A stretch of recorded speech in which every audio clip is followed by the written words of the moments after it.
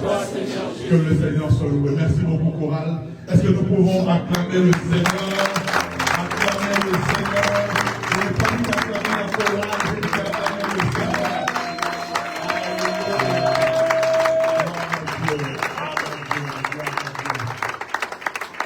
Alors, je vais profiter du fait que nous sommes debout pour déjà dire à tous bonjour. Et puis nous inviter à lire la parole du Seigneur dans Apocalypse, chapitre 12, le verset 11. Apocalypse, chapitre 12, le verset 11. Ce sera le seul texte que nous lirons ce matin, en tout cas le texte introductif.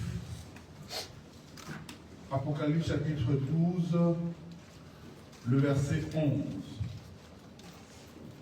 J'avais dit Apocalypse. Si tu vois ton voisin continuer à chercher Apocalypse, c'est que c'est compliqué. Apocalypse est le dernier livre de la Bible, donc il est très facile de le trouver. Tu n'as qu'à aller au fond de ta Bible et tu trouveras le livre d'Apocalypse.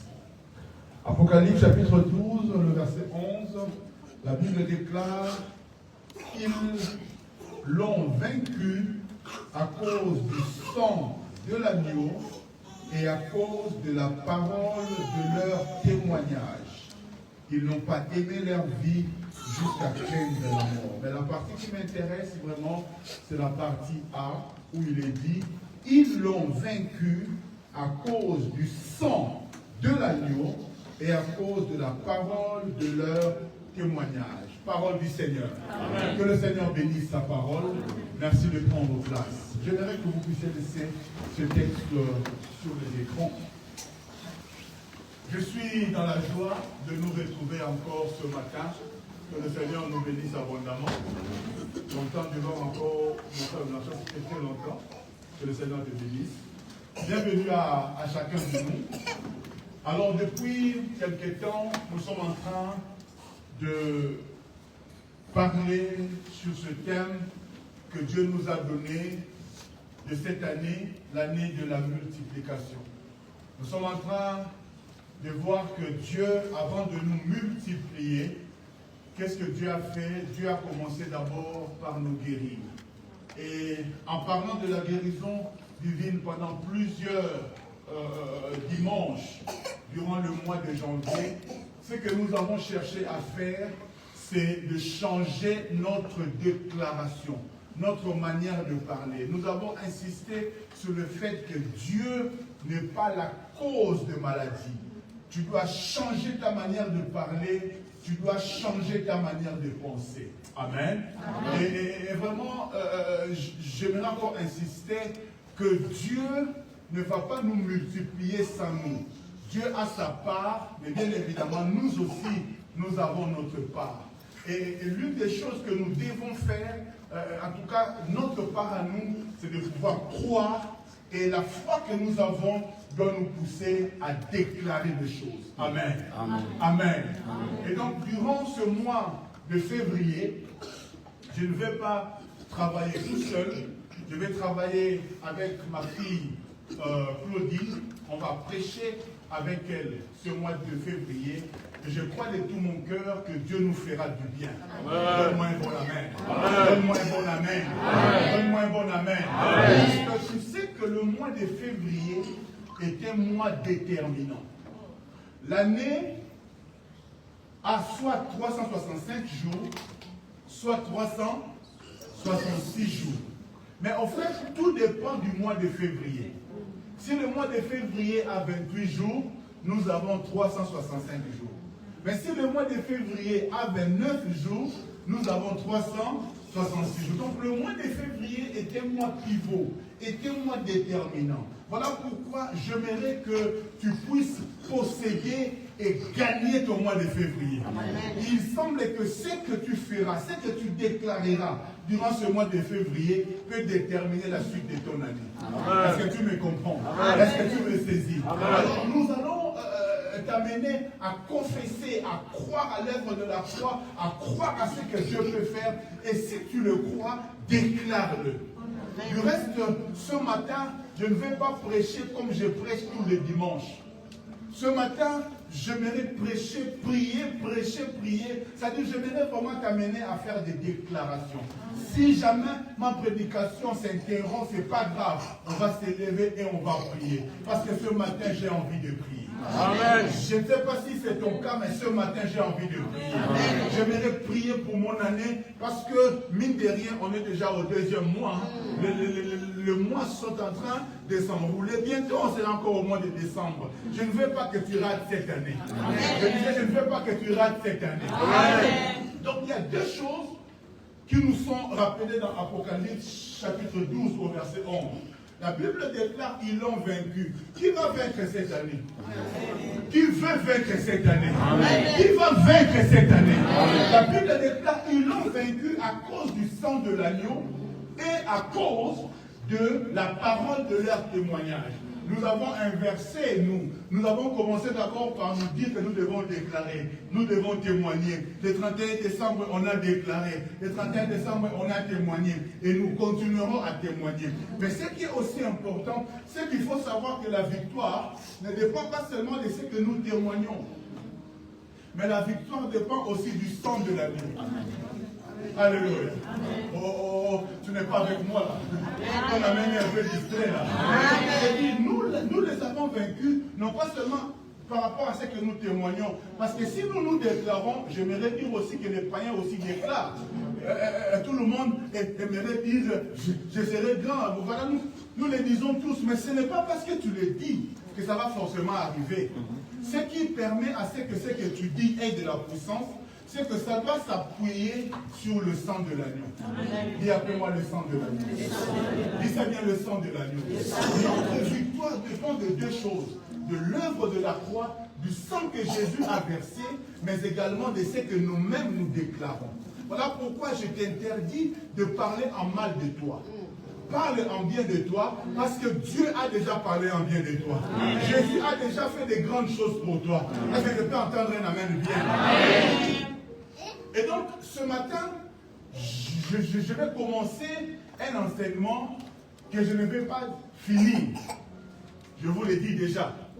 Je le finirai, peut-être, je ne sais pas si ma fille Claudine va intervenir dans quel angle, mais moi, je vous promets que je finirai ce message. Mais ça prendra du temps. Parce que j'aimerais parler des 8 blessures de Jésus. Dis à ton voisin les 8 blessures de Jésus. Change de voisin. Notre voisin, il est fâché. Dis-lui les 8 blessures de Jésus. En parlant des 8 blessures de Jésus, je suis juste en train de nous dire les 8 fois où Jésus a versé de son sang. J'avais dit les 8 fois où Jésus a versé de son sang. Nous sommes tous convaincus que quand nous prions, nous nous disons, mais Jésus a versé son sang à la croix. Qui l'a déjà dit? Qui l'a déjà dit? Nous tous, nous croyons que Jésus a versé son sang à la croix, n'est-ce pas? Mais j'aimerais juste nous dire que Jésus n'a pas versé son sang qu'à la croix. Jésus a commencé à verser son sang bien avant. Et j'aimerais aussi rappeler à quelqu'un ou informer à quelqu'un que Jésus n'est pas devenu Dieu à la croix. Jésus est né déjà Dieu. Amen. Alléluia. Dès les premiers instants de la vie de Jésus, il était déjà Dieu. Alléluia. J'aimerais rappeler aussi que Jésus, il est 100% homme, il est 100% Dieu. Alléluia.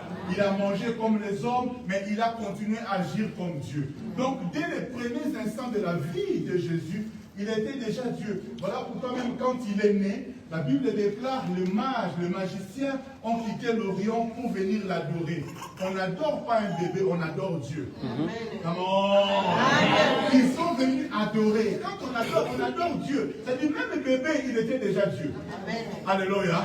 Dès les premiers instants de sa vie, Jésus était déjà Dieu. Amen. Alors nous allons aussi voir que Jésus n'a pas commencé à verser son sang qu'à la croix, mais il a commencé à verser son sang déjà étant bébé. Et à chaque fois que Jésus versait son sang, parce que le fait de verser son sang, c'était pour notre rédemption. C'était pour notre rachat.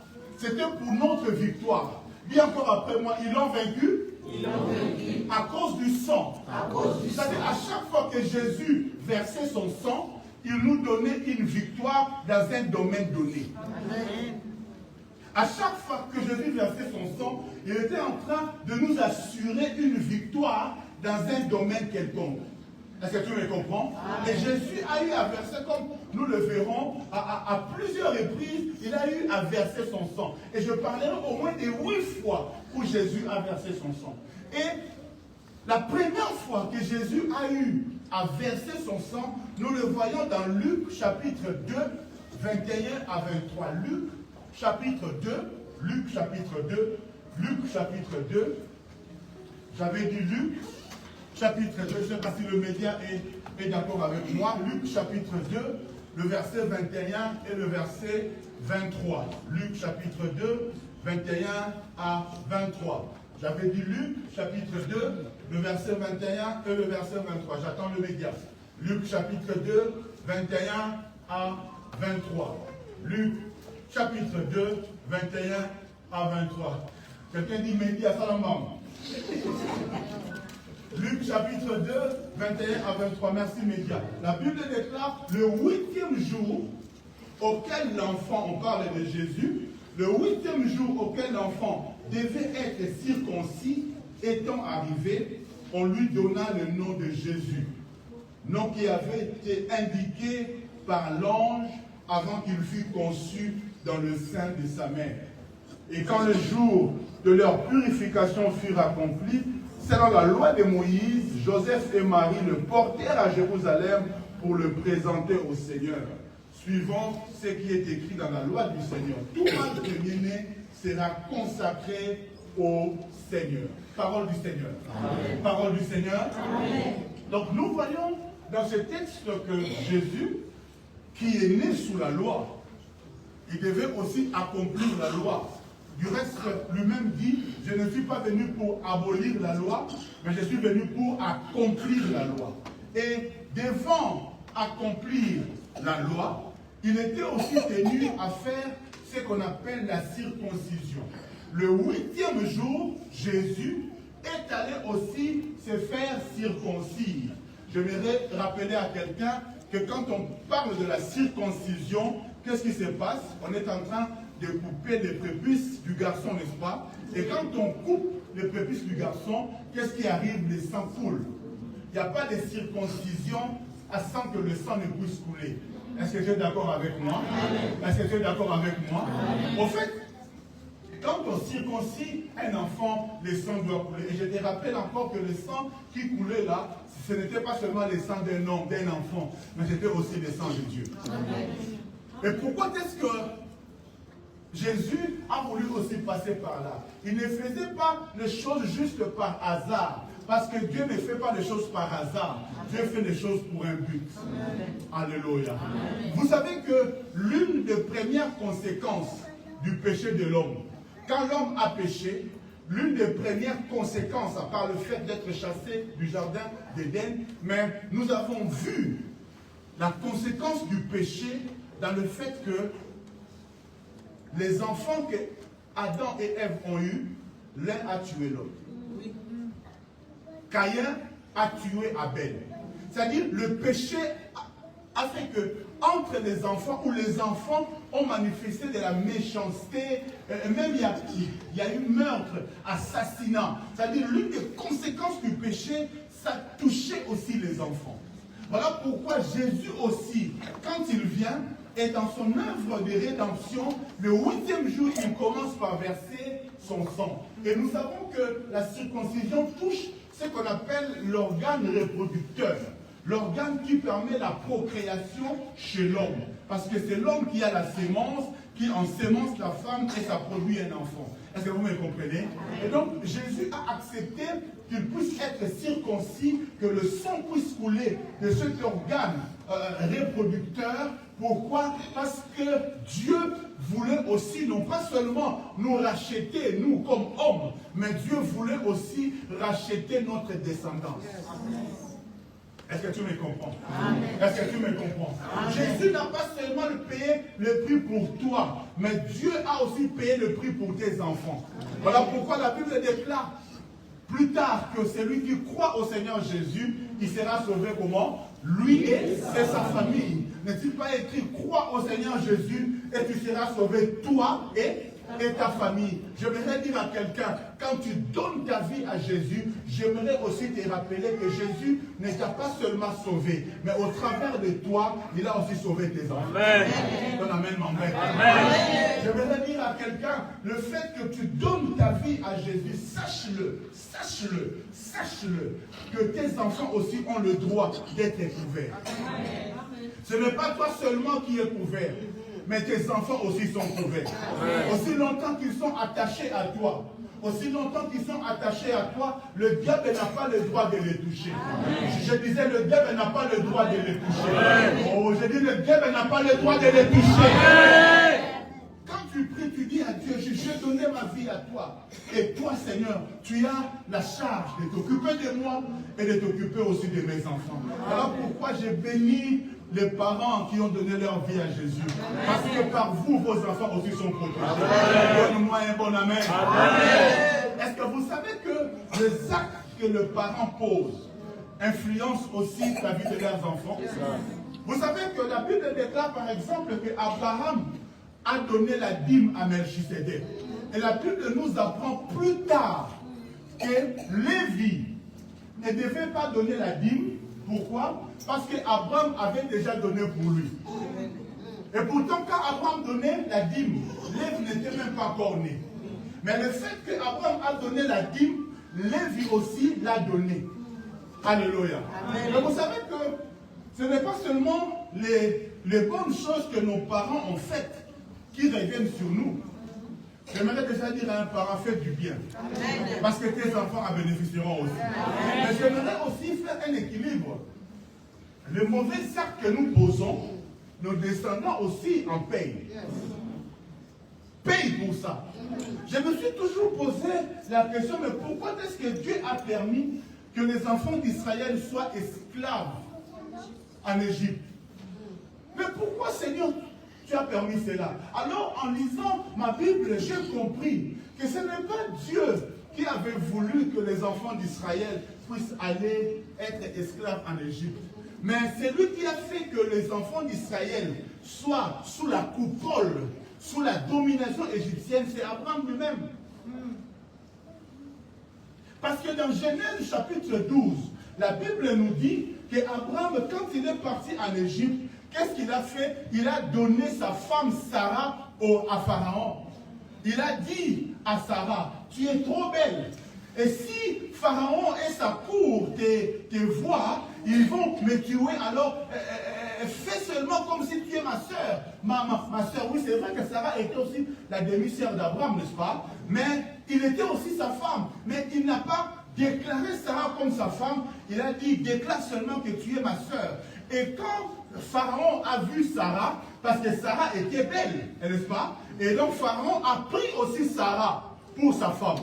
Et plusieurs théologiens disent que Pharaon a vraiment couché avec Sarah. Et vous savez que quand un homme couche avec ta femme, il t'a dominé. Amen. Quand un homme prend ta femme, il t'a dominé. Il y a plusieurs sorciers, il y a plusieurs occultistes qui nous le disent. Quand quelqu'un veut te dominer ou veut te prendre, s'il n'arrive pas à te prendre directement, il va chercher à prendre ta femme. Et s'il a pris ta femme, il t'a pris, tu es fini. Et il y a même un ministre de notre frère président Mobutu qui s'est converti plus tard. Le pasteur Sakombi, qui donnant son témoignage, il dit que le président Mobutu avait l'habitude de coucher avec les femmes de ses ministres. Pourquoi? Parce qu'en faisant cela, il dominait sur le ministre. Et personne ne pouvait même oser s'opposer à Mobutu parce qu'il avait la domination sur eux. Donc Abraham, en donnant Sarah au pharaon, sans qu'il ne le sache, il avait aussi donné sa descendance pour que les Juifs puissent les dominer. Et vous savez, la Bible déclare que Dieu bénit à plusieurs générations, n'est-ce pas? Mais quand quelqu'un a commis le péché, la malédiction va jusqu'à la 4e ou à la 5e génération. Est-ce que vous me comprenez? Et donc, Abraham, en faisant cela, en donnant Sarah à Pharaon, il s'est aussi mis sous la coupole de l'Égypte. Oui, c'est vrai que Abraham est sorti de l'Égypte avec beaucoup de richesses. Mais ce que tu gagnes aujourd'hui, tu ne sais pas ce que tu perdras demain. Le diable peut te donner une richesse temporaire, mais c'est que tu ne sais pas que tu as maudit des générations derrière toi. Est-ce que vous me comprenez? Donc, Israël s'est retrouvé esclave. À cause de quoi? À cause de ce que leur grand-père avait fait. Je voudrais dire à quelqu'un, il y a certaines choses même que tu es en train de vivre aujourd'hui, tu n'en es pas la cause. Peut-être que tu es en train de payer le prix de ce que tes parents ont fait. Mais j'ai une bonne nouvelle pour toi. C'est que Jésus vient mettre fin à ces choses-là. Quand tu donnes ta vie à Jésus, ce n'est pas seulement toi qui es délivré, mais même tes enfants aussi sont délivrés. Est-ce que j'aimerais parler à quelqu'un? Et puis quand tu donnes ta vie à Jésus, le fait de donner notre vie à Jésus, c'est comme si on coupe une malédiction qui descendait de génération en génération. Quand ça va s'arrêter sur toi, même sur tes enfants aussi ça va s'arrêter. Qui me donne un bon amen? Il y a des choses que tu vis. Il y a ta mère qui l'a vécu, il y a ton père qui l'a vécu. Il y a des maladies qui suivent de génération en génération. Mais ça va aller jusqu'où?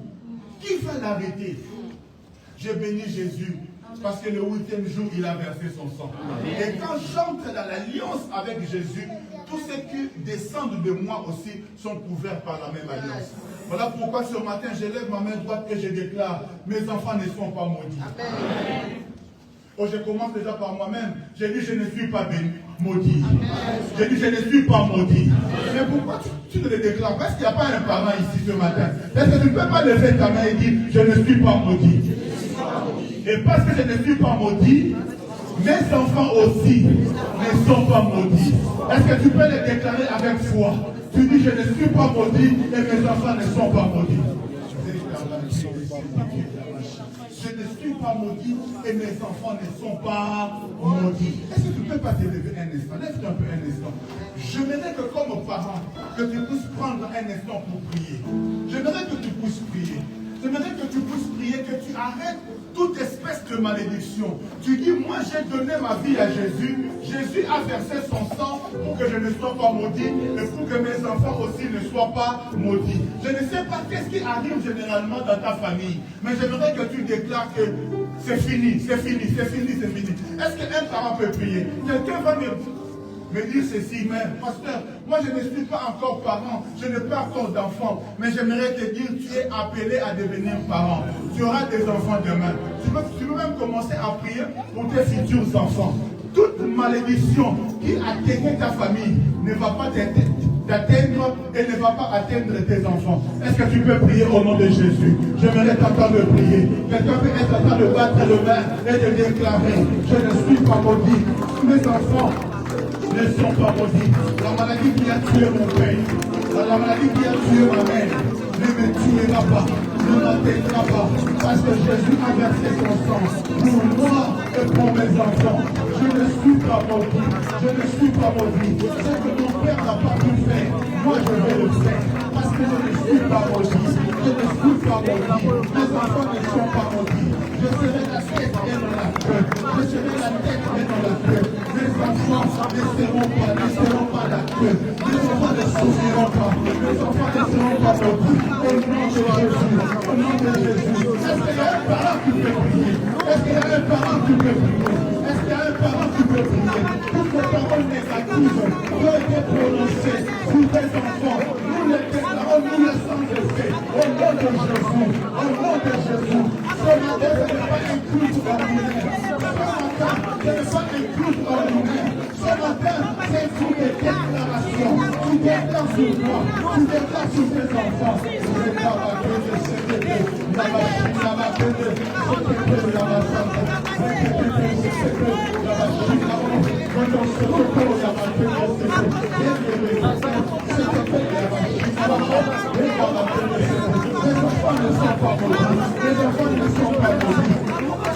Si les limitations qui ont été imposées dans ma famille, je brise cela au nom de Jésus. Moi je traverse, mes enfants traversent aussi. Moi je traverse,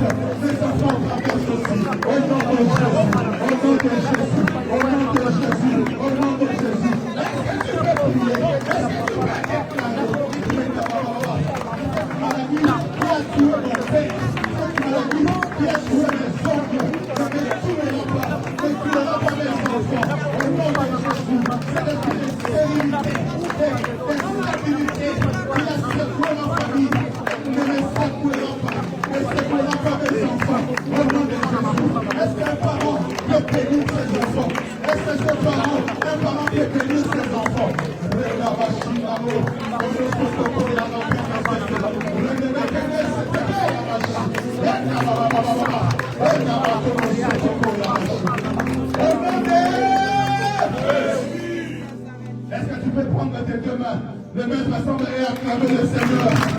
Victoire, tes deux enfants sont obtenus. Alléluia. Alléluia. Merci de prendre place.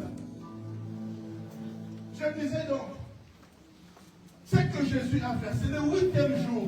Il a accepté que son organe reproducteur puisse être cisaillé. Il a perdu de sang pour que nous déjà, on puisse être sauvés, mais surtout que nos enfants puissent aussi être sauvés. Voilà pourquoi j'aimerais déclarer que tes enfants ne seront pas des prostituées. Amen. Est-ce qu'il y a un parent ici? Amen. Tes enfants ne seront pas des prostituées. Il y a des choses que nous voyons, ça arrive dans la famille. Il se peut même que toi-même, tu as commis des erreurs. Mais Yaya, ce n'est pas parce que toi tu as commis des erreurs que tes enfants aussi commettront les mêmes erreurs. Ce sont que ces parents méchants et mauvais qui disent, moi j'ai souffert, vous aussi vous souffrirez. Non, moi j'ai souffert pour que mes enfants ne souffrent pas. Moi j'ai donné ma vie à Jésus pour que mes enfants ne soient pas maudits. Donne-moi un bon amen. Il faut être un parent méchant. Vous dites que moi j'ai souffert, vous aussi vous souffrirez. Non, moi j'ai payé le prix. Mais pour que mes enfants ne payent pas le prix. Alléluia. Moi j'ai dormi dehors. Moi j'ai connu la clandestinité. Yaya, Zana Mukanda, moi je l'ai connu. Alléluia. C'était comme ça. Moi je vous ai dit ici, j'ai donné mon témoignage. Moi j'ai fouillé même les pompiers. Ça veut dire tout uniforme était fouillable. Alléluia. Même si je vois les pompiers, ça dit aucunement. Tu fuis parce que tu as peur qu'on t'arrête. Parce que tu n'avais pas de papiers. Mais les jours où moi j'ai obtenu le papier, Chavé n'a pas fait la demande. Ebenezer n'a pas fait la demande. Manoa n'a pas fait la demande. Noé n'a pas fait la demande. Mais quand moi j'ai reçu, eux aussi ont reçu. C'est-à-dire bien que moi j'ai reçu, eux aussi ont reçu. J'aimerais dire à quelqu'un, Jésus est venu établir ce qu'on appelle l'affaire de l'aiguille et du fil. Entre l'aiguille et le fil, qu'est-ce qui est fort? C'est l'aiguille. Le fil est faible, n'est-ce pas? Un fil ne peut pas percer un pantalon jean. Alléluia. Mais une aiguille peut percer le pantalon jean. Mais quand l'aiguille a percé, parce que le fil est attaché à l'aiguille, là où l'aiguille est passée, le fil aussi passera. Là où l'aiguille est passée, le fil aussi passera. Là où l'aiguille est passée, le fil aussi passera. Je voudrais dire à quelqu'un, parce que tu as vaincu la clandestinité, tes enfants aussi vaincu la clandestinité. Parce que tu as vaincu la pauvreté, tes enfants aussi vaincu la pauvreté. C'est à nous parents de nous battre. Et quand nous on a gagné, nos enfants aussi ont. Un jour même, il y a, je ne sais pas si c'est Chavé ou si c'est Ben, il me pose, papa, mais c'est quoi les Mukanda? Ça veut dire, vous naissez, vous avez déjà vos documents, vos papiers. Mais nous, on a fait la paix à la préfecture. Nous, on a eu à souffrir dans le froid. Mais quand nous avons obtenu, eux aussi ont obtenu. J'aimerais élever ma main droite et déclarer sur quelqu'un, tes enfants ne souffriront pas. Oui, toi tu as souffert, mais tes enfants ne souffriront pas. J'aimerais dire à un parent, ne permets pas à ce que tes enfants souffrent. Nous ne sommes pas ce genre de parents qui vont laisser des dettes à leurs enfants. Je t'autorise à laisser un héritage à tes enfants. Je dis que tu laisses un héritage à tes enfants. On nous a rien laissé. Nous, on nous a laissé des dettes. Nous, on nous a laissé des dettes à payer. Mais toi, tu ne laisseras pas de dettes à tes enfants. Tu laisseras un héritage. Tu laisseras un immeuble. Tu laisseras des immeubles à tes... Tu laisseras des immeubles à tes enfants. Parce que Jésus a payé. Parce que Jésus a versé son sang aussi pour tes enfants. Si tu le crois, pousse ton amen. Si tu le crois, pousse ton amen. Si tu le crois, pousse ton amen. Il y a des maladies qui ont sévi dans ta famille. Mais quand toi, tu as donné ta vie à Jésus, rappelle à Dieu, papa, le 8e jour, tu as versé ton sang. Cette maladie-là, oui, ça a pris mon père, ça a pris mes oncles. Mais moi, je suis couvert par le sang de Jésus. Et si Mangate, et si Baba Nangate, ça ne me touchera pas, ça ne touchera pas mes enfants. J'interdis au diabète d'aller vers tes enfants. J'interdis au cancer d'aller vers tes enfants. J'interdis à l'hypertension d'aller vers tes enfants. J'interdis à l'hypotension d'aller vers tes enfants.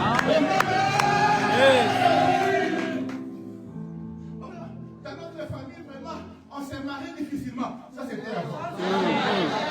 À partir de moi, cette affaire-là est finie. Et après moi, c'est fini. Et après moi, c'est fini. Et après moi, c'est fini. Et après moi, c'est fini. Parce que Jésus a versé son sang le 8e jour. Je disais le 8e jour. Ça veut dire le 8e jour. Ça veut dire le 8e jour. Le 8e jour. Déjà, Jésus a pleuré. Et vous savez que quand on circoncis, c'est pas de la blague, hein? Alléluia. Hein, c'est pas de la blague. Moi, j'ai vu des gens qu'on a circoncis adultes. Tu vois un grand garçon, il est obligé de s'habiller en pagne. Même la démarche change. C'est pas bon. Dis à ton voisin, c'est pas bon. Et Jésus a pleuré. Jésus a pleuré. Alléluia. Jésus a pleuré. Et même, qu'est-ce qui se passe en fait quand on fait la circoncision? C'est que les parents prennent l'enfant. Ils donnent l'enfant au sacrificateur. Et le sacrificateur l'amène dans une chambre noire. Les parents restent dehors. Vous entendez seulement l'enfant crier. Mais vous ne pouvez pas intervenir. Parce qu'il y a des choses que tu dois vivre seul. Jésus a souffert. Il a connu la solitude pour que toi et tes enfants vous puissiez être sauvés. Amen. Parce que je parle à quelqu'un. Je parle à quelqu'un. Vous savez, parfois, il y a certaines difficultés que tu peux traverser. Tu cries, mais personne ne t'aide. Et toi, tu peux dire, mais l'autre fois, on a aidé l'autre là. Mais pour moi, on ne m'a pas aidé. Yaya. Dieu permet parfois que tu traverses des situations où tu cries. Personne ne t'entend. Mettez-le-moi ça, s'il vous plaît. Tu cries. Personne ne t'entend. Tu es seul. Alléluia. Jésus criait.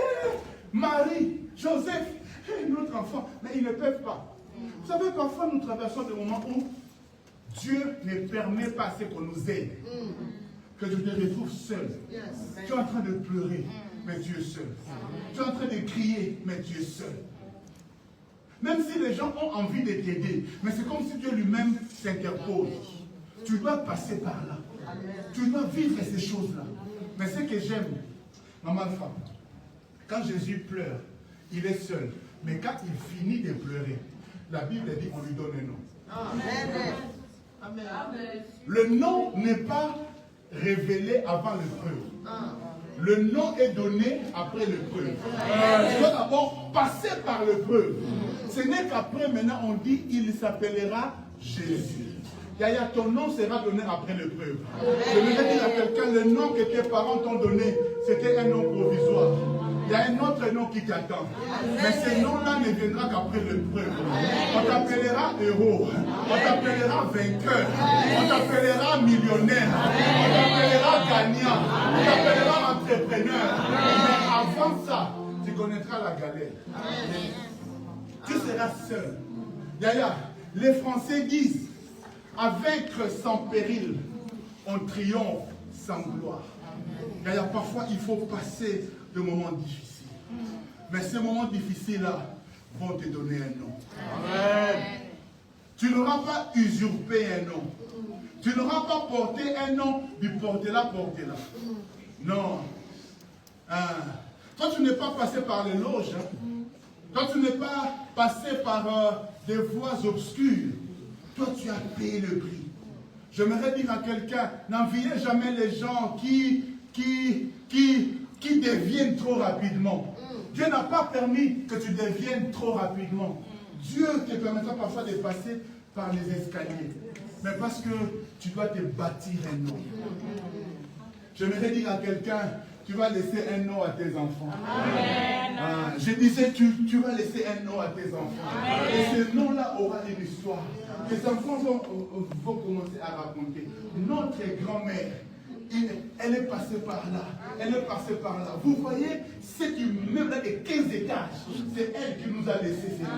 Mais elle a sué pour arriver à cela. Elle n'a pas volé. Elle a travaillé. Et la grâce de Dieu était avec elle. Et elle est arrivée à nous laisser cet immeuble-là. Que ce soit ton partage au nom de Jésus. Regarde, toute souffrance n'est pas souffrance. Toute difficulté n'est pas difficulté. Parfois, certaines difficultés que tu traverses, c'est pour que toi tu aies un nom. Et qu'au travers de ce nom-là, que ta descendance aussi puisse être sauvée. Aujourd'hui, nous nous jouissons du nom de Jésus. Et au nom de Jésus, nous chassons les démons. Au nom de Jésus, nous vaincrons la pauvreté. Au nom de Jésus, nous vaincrons les maladies. Vous savez que pour que Jésus ait ce nom-là, la Bible déclare,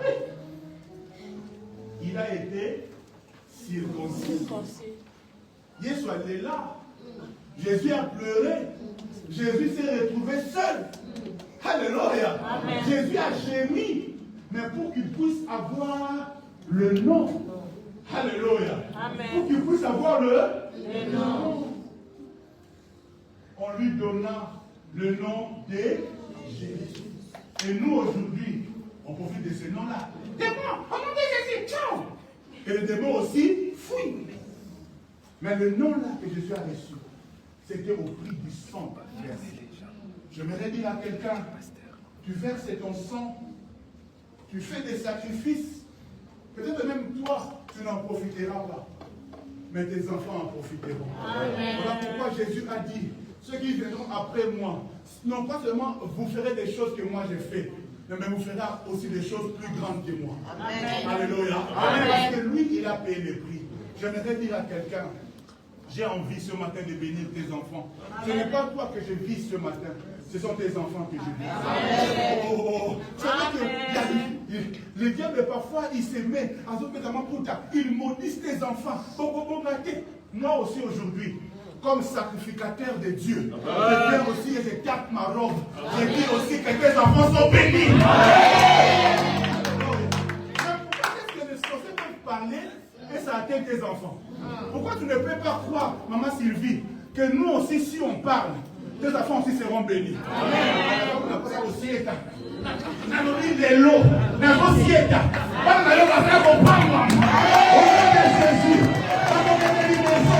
Ils sont bénis, ils seront la tête, et non la queue. Ils seront des grandes choses, ils seront financiers, qu'ils soient élevés, qu'ils soient élevés, qu'ils soient élevés.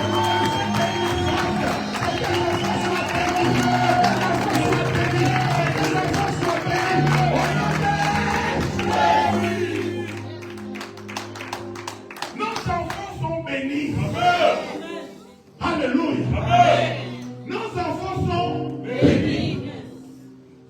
Un sorcier à Mazangungu, il a déclaré que tes enfants ne se marieront pas. Et tu vois aussi, dans ta famille, les filles sont enceintes. Mais Dieu a permis que toi, tu puisses rencontrer Jésus. Ce n'est pas un hasard. Ce n'est pas seulement pour toi. Si Dieu veut sauver même une famille, il commence d'abord par une personne. Amen. Tu n'as pas été sauvé seulement pour toi, mais tu as été sauvé pour que par toi, que ta famille aussi soit sauvée. Lève-toi 2 minutes. J'aimerais que tu lèves ta main droite, que tu commences à prier pour ta famille, que tu commences à déclarer pour ta famille. Ma famille est bénie. Toutes les paroles qui ont été prononcées contre ta famille, j'aimerais que ce matin, tu brises cela. Malobano sur l'Obama, contre l'Ibotanayo,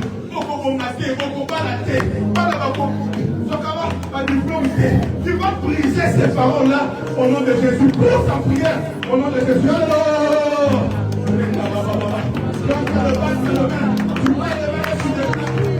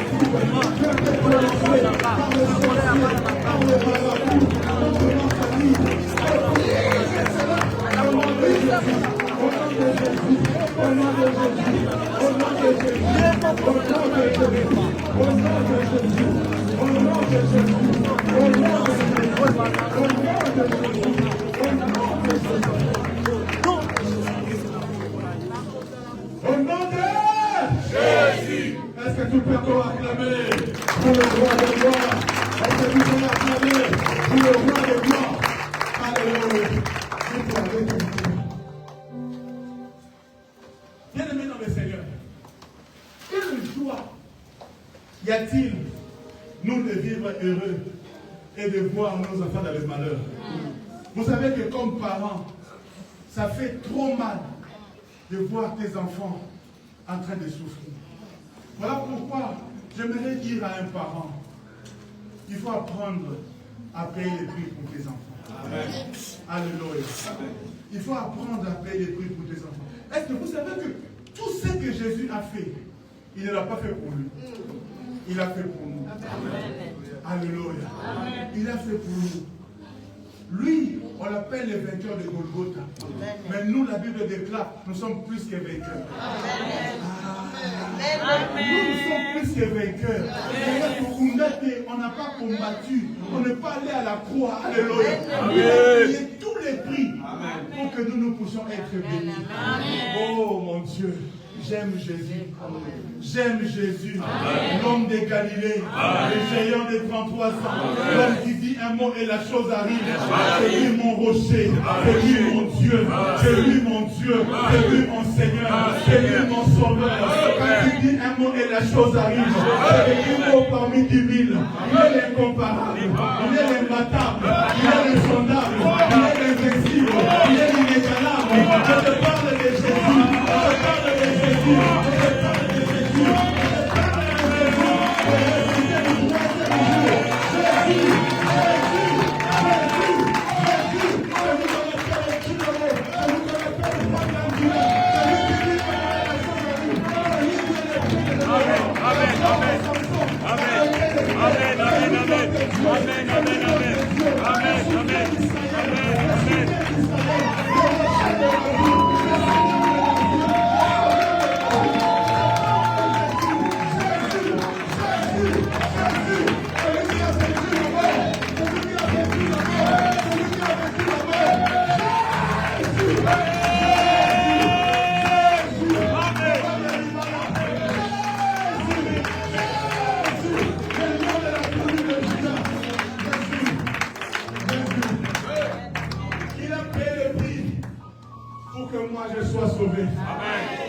Voilà pourquoi, parents, tu dois aussi payer le prix pour tes enfants. Amen.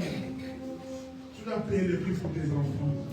Ne montre pas à tes enfants la voie de la tricherie. Ne montre pas à tes enfants les voies de magouille. La Bible déclare enseigne à un enfant la voie du Seigneur dès son bas âge. Quand il sera grand, il ne s'en détournera pas. N'empêche pas tes enfants d'aller à l'église. Yaya, laisse tes enfants connaître le Seigneur. Le meilleur héritage que tu peux donner à tes enfants, c'est qu'ils connaissent Jésus. Vous savez que nous, on passera. Les parents, nous passerons. Mais les enfants, c'est notre continuité. Ma fierté à moi, même si aujourd'hui, le Seigneur me prend, je sais que mes enfants ont un héritage. Pas seulement les maisons, pas seulement les comptes bancaires, parce qu'en un instant, ça peut tout disparaître. On a vu des maisons tomber à cause des tempêtes.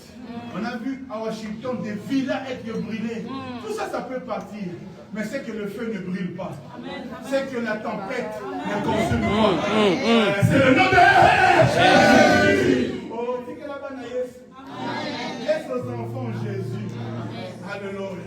Voilà pourquoi chaque année, je paye un prix pour mes enfants. Chaque début d'année, je prends une offrande. Je prélève l'offrande. J'envoie à Papa Alliance, qui est mon père spirituel. J'ai dit, Papa, prie pour moi et prie pour ma famille. Chaque année, chaque année. D'ailleurs, apprenons à faire des sacrifices. Non pas pour toi. Quand toi tu dois donner offrande, tu vas, arrête un peu ça. Apprends à prendre des offrandes, des sacrifices. Tu dis, Seigneur, ça, c'est pour mes enfants. Tu peux même aller loin. Ça, c'est pour mes cocos. Tu peux commencer à prier pour les maris de tes enfants alors qu'ils ne sont pas encore mariés. Amen. Là-bas ou ici? Quelqu'un m'amène ma dit.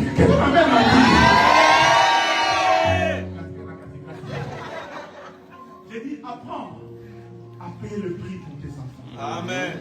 La Bible dit, Abraham a donné la dîme. Mais pas seulement lui, mais même Lévi a payé. D'ailleurs, soit un parent prophète, soit une maman prophétesse. Amen. Tu pries pour les enfants de tes enfants.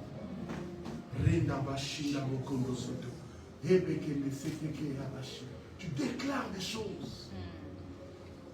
Tu n'es pas encore marié, je le sais. Mais tu es appelé à te marier. Tu touches ton. Tu dis, les enfants que j'aurai seront bénis. Ils seront la tête et non la queue. Tu déclares des choses, tu fais des offrandes. Et parce que tu déclares pour tes enfants, ça dit Dieu sera obligé de te donner un mari ou une femme. Parce que Dieu ne reste pas débiteur de quelqu'un. Oh! Prie, Yaya. Paye le prix. Paye le prix. Paye le prix. Montre aux enfants la voie du Seigneur. Montre aux enfants la voie du Seigneur. Montre aux enfants la voie du Seigneur. Que le diable ne te trompe pas. Aujourd'hui, on te dit non, n'allez pas aux églises. Ce sont des aventuriers. Aïe, aïe, aïe. J'ai beaucoup aimé l'apôtre Timothée. Il a dit ici, s'il y a des aventuriers, il y a aussi des hommes sérieux. Prie le Seigneur. Cherche une bonne église. Et apprends aux enfants d'aller à l'église. C'est le meilleur héritage. Amen. Je disais, c'est le meilleur héritage. J'insiste encore, c'est le meilleur héritage. Jésus a payé pour nous. Il a payé aussi pour nos enfants. Ce matin, j'ai envie de déclarer que non pas seulement toi tu es béni, parce que tu as donné ta vie à Jésus, mais tout ce qui sortira de toi sera aussi béni. Amen.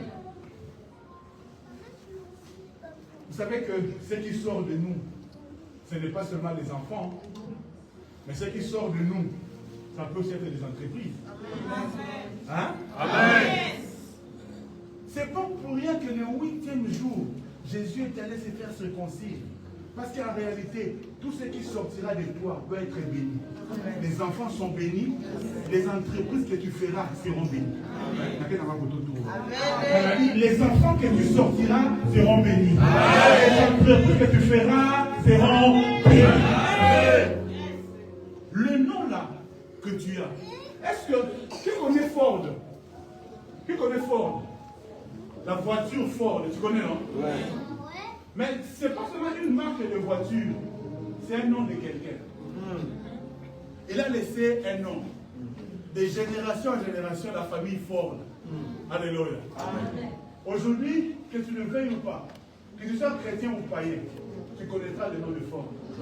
Alléluia. Et l'une des bénédictions, c'est lié aussi au nom. Voilà pourquoi Dieu en bénissant Abraham, il lui a dit, je rendrai ton nom. D'ailleurs, il faut que ton nom devienne grand. Amen. Arrête un peu seulement de t'habiller en don de Dieu et Gabada. Mais ce sont les noms des gens, non? Alléluia. Pourquoi tu ne dois pas aussi penser à t'habiller en CMV? Il faut que ton nom aussi devienne. Donne-moi un bon amen. Amen. Il faut que tu laisses à tes enfants une entreprise. Oui, c'est ça. Nommée Lumbuku and Family. Amen. Amen.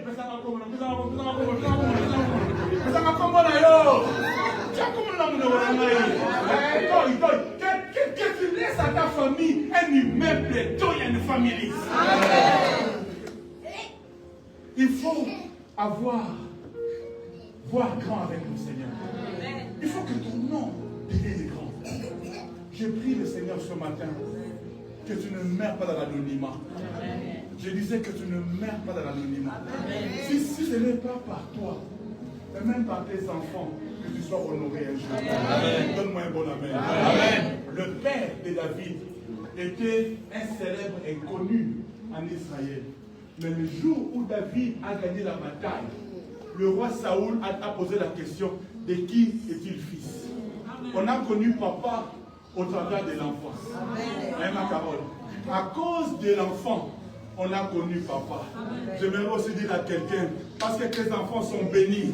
Parce que tes enfants. Parce que tes enfants sont bénis en Lucayo à cause de papa. Alléluia. Donc, quand tu as stade à Saint-Étienne à cause de Banayaya. Alléluia. Nous payons le prix. Nous payons le prix pour que nos enfants soient bénis. Ce matin, je déclare, toi et tes enfants, vous êtes bénis. Amen.